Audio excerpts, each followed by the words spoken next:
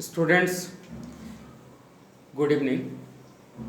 Today we are going to discuss factors affecting the reaction rate. Factors affecting the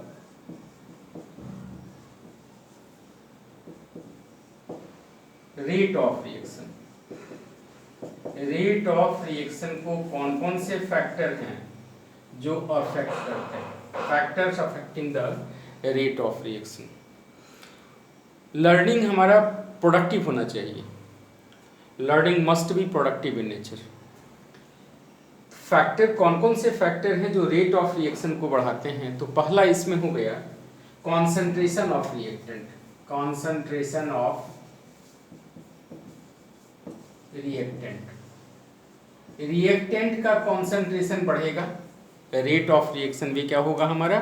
बढ़ेगा. क्योंकि rate of reaction directly proportional होता है concentration of the reactant. Reactant के concentration, जैसे जैसे reactant का concentration बढ़ेगा रेट ऑफ रिएक्शन भी क्या होगा? बढ़ेगा. दूसरा हो गया टेम्परेचर. टेम्परेचर बढ़ेगा, रेट ऑफ रिएक्शन भी क्या होगा? बढ़ेगा. रेट ऑफ रिएक्शन बढ़ेगा. आप ऐसा भी देखते होंगे कुछ रिएक्शन नॉर्मल टेम्परेचर पे नहीं होते हैं. जब उनको थोड़ा इन्हांस किया जाता है टेम्परेचर जब बढ़ाया जाता है तो वो क्या करते हैं? रिएक्ट करते हैं. Normally they will not react, लेकिन जैसे ही टेम्परेचर को बढ़ाएंगे आप रेट ऑफ रिएक्शन भी क्या होगा? इन्हांस करेगा. तीसरा हो गया presence of catalyst.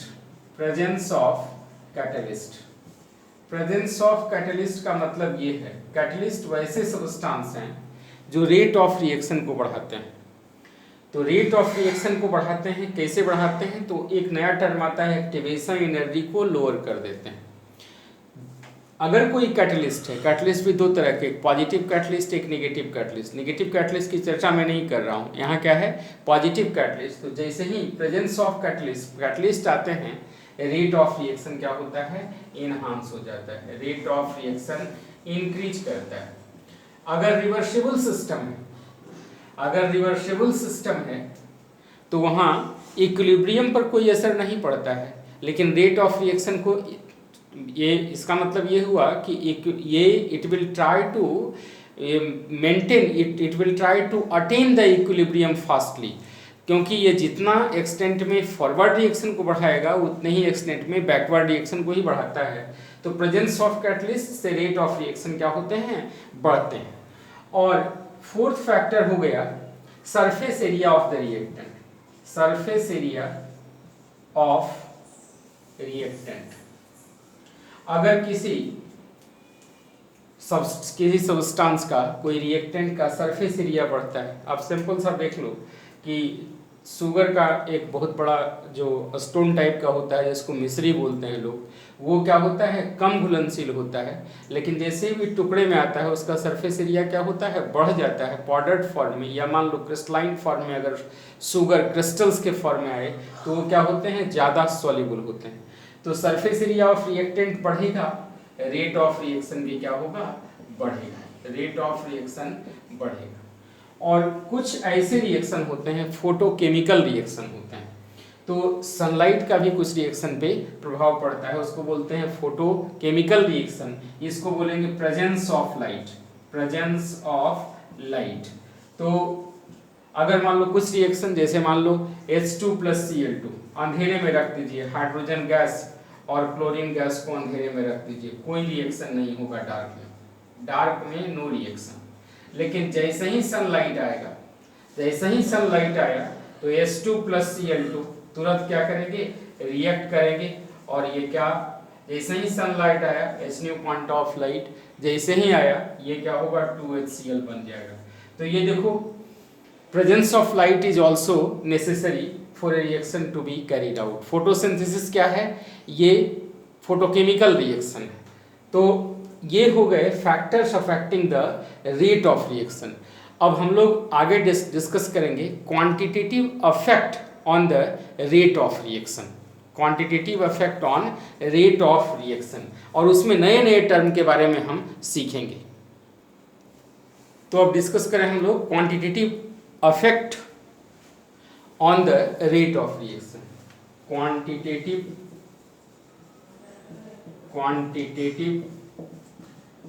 Effect on rate of reaction. यहाँ हम लोग नए नए टर्म के बारे में जानकारी हासिल करेंगे। एक रेट कांस्टेंट, दूसरा मॉलिक्यूलरिटी, और तीसरा ऑर्डर ऑफ रिएक्शन। तो अब रेट कांस्टेंट क्या है? इसी रेट कांस्टेंट को बोलते हैं स्पेसिफिक रिएक्शन रेट। इसका एक और नाम है स्पेसिफिक रिएक्शन रेट। तो देखो, कोई आर्बिट्ररी रिएक्शन हम लेते हैं, जैसे मान लो A amount of A B amount B के साथ रिएक्शन किया, C अमाउंट ऑफ C और D अमाउंट ऑफ D बनाया। यहाँ लॉ ऑफ मास एक्शन हमें क्या बताता है? लॉ ऑफ मास एक्शन में हम लोग ये भी जानते हैं कि रेट ऑफ रिएक्शन बढ़ता है जैसे जैसे कॉन्सेंट्रेशन बढ़ता है। यहाँ से आता है कि rate proportional to concentration of A to the power A and B to the power B। इस प्रोपोर्शनलिटी को खत्म करते हैं rate is equal to K A to the power A and B to the power B। अगर मान लो इसका concentration 1 हो, 1 मोल पर लीटर, यानी A का कंसंट्रेशन कितना हो? 1 मोल हो, और ये बराबर किसके हो जाए? B मोल के। तो यहाँ rate of reaction is equal to rate of reaction ये बराबर हो जाएगा K का, इसको बोलते हैं रेट कांस्टेंट। यानी रेट कांस्टेंट क्या हो गया? देखो, rate constant is the rate of reaction when concentration of reactants are unity. ये हो गया rate constant, rate of reaction. शर्त ये होनी चाहिए कि concentration of reactant is unity, यानी 1 मोल पर लीटर अगर है तब। यहाँ आप ये याद रखोगे कि rate of reaction depends upon the concentration, but rate constant does not depend upon the concentration, it depend upon the temperature and presence of catalyst. लिख सकते हैं आप। तो यहाँ ये वेरी इंपॉर्टेंट फैक्ट ये हो गया कि रेट कांस्टेंट, या इसी का एक और नाम है, इसको बोला जाता है स्पेसिफिक रिएक्शन रेट। ये does not depend on temperature, does not depend on concentration, rather it depends upon the temperature and presence of catalyst। ये किस पर डिपेंड करता है? it depends on temperature and presence of catalyst। अब यहाँ 2 term रह गया, एक क्या है मॉलिक्यूलरिटी और दूसरा क्या है ऑर्डर ऑफ रिएक्शन। तो एक एक कर उसकी हम लोग बात करें कि जैसे मान लो कोई एक रिएक्शन है, ठीक है, number of reactant molecules taking part in the reaction. तो ये क्या कहलाया हमारा? मॉलिक्यूलरिटी। जैसे मान लो जनरली ये किसके बराबर होते हैं? तो जितना मॉलिक्यूल लिया गया उसके बराबर। जैसे मान लो 2NO प्लस H2 दे रहा है H2O 2H2O plus N2, suppose that यही। तो यहाँ रेट लॉ एक्सप्रेशन अगर लगाओगे, ये लॉ ऑफ मास एक्शन अगर लगाएंगे, लॉ ऑफ मास एक्शन अगर लगाएंगे तो यहाँ क्या हो गया? Rate is equal to K NO to the power 2 और H2 टू द पावर 2। ये लॉ ऑफ मास एक्शन के अनुसार रेट। लेकिन रेट लॉ एक्सप्रेशन अगर लगाएंगे, रेट लॉ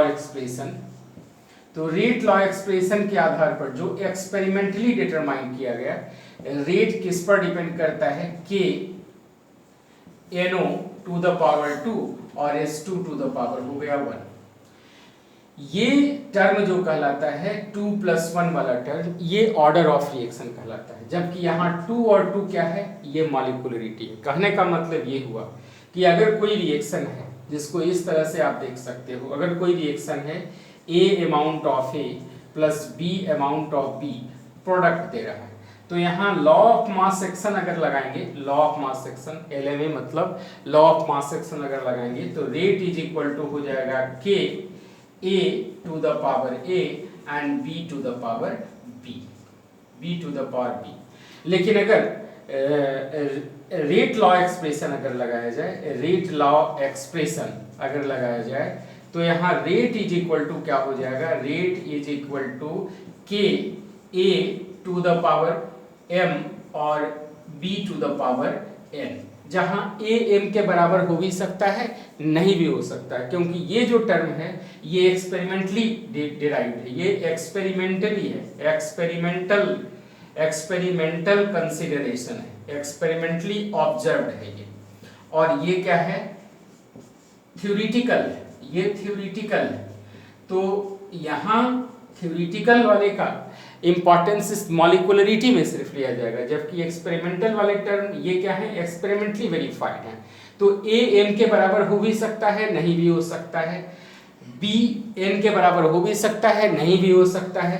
यानी ये जो M प्लस N कहलाया, M प्लस N जो कहलाया, यही कहलाया हमारा overall order of reaction, overall order of reaction. देखिए सब मॉलिक्यूल, सब जितने भी मॉलिक्यूल हैं, सब मॉलिक्यूल क्या करते हैं, रिएक्शन में पार्टिसिपेट तो करते हैं, लेकिन वो इफेक्टिवली कोलाइड नहीं करते हैं। जब इफेक्टिवली कोलाइड करेंगे तभी प्रोडक्ट का फॉर्मेशन होगा।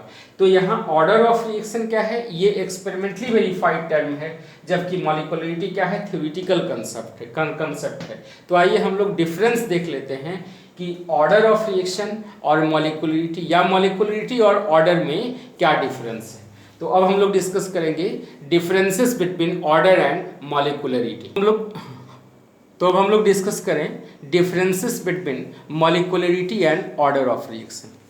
मॉलिक्युलरिटी, एक तरफ मॉलिक्युलरिटी लिख दीजिए, मॉलिक्युलरिटी, और दूसरे तरफ लिख दीजिए order of reaction, order of reaction. एक तरफ मॉलिक्युलरिटी है, मॉलिक्युलरिटी ऑफ रिएक्शन, और दूसरे तरफ हम कर दें ऑर्डर ऑफ रिएक्शन। मॉलिक्युलरिटी क्या है, theoretical concept, molecularity theoretical concept, theoretical, जबकि ऑर्डर क्या है, एक्सपेरिमेंटल कॉन्सेप्ट।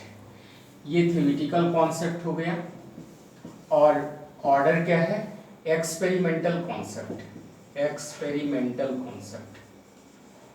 जैसे मान लो कि 500 बच्चे तैयारी कर रहे हैं मेडिकल का या IIT का, उसमें से 200 बच्चे का सिलेक्शन हुआ, तो 200 बच्चे जो ये क्या हुए, ये ऑर्डर ऑफ रिएक्शन कहलाया, लेकिन मॉलिक्युलरिटी कितना कहलाया, 500। तो ये थ्योरेटिकल कॉन्सेप्ट हुआ, ये क्या हो गया, एक्सपेरिमेंटल कॉन्सेप्ट हुआ। इट इज नेवर जीरो, मॉलिक्युलरिटी कभी भी जीरो नहीं होगी, never zero, never zero, negative. ये क्या हो सकता है, जीरो हो सकता है, निगेटिव हो सकता है, फ्रैक्शनल हो सकता है, पॉजिटिव तो होगा ही होगा। इट इज ऑलवेज पॉजिटिव, ये लिख दें, इट इज ऑलवेज पॉजिटिव। ये क्या हो सकता है, पॉजिटिव हो भी सकता है, नहीं भी हो सकता है, may be positive or negative, even fractional too. चौथा क्या है, molecularity is not affected by the external factor, it is not affected by external factor, जैसे टेम्परेचर, प्रेशर, इस सब चीज का असर नहीं होगा। लेकिन ऑर्डर ऑफ रिएक्शन चूंकि एक्सपेरिमेंटल टर्म है, तो इस पे क्या होगा, it is affected by the presence of external factor, it is affected by presence of external factor. तो ये हो गया मॉलिक्युलरिटी और ऑर्डर के बीच का डिफरेंस। नेक्स्ट क्लास में हम लोग डिस्कस करेंगे how to determine the order and what is the what are the types of chemical reaction, what is elementary reaction, what is complex reactions. Okay, thanking you all.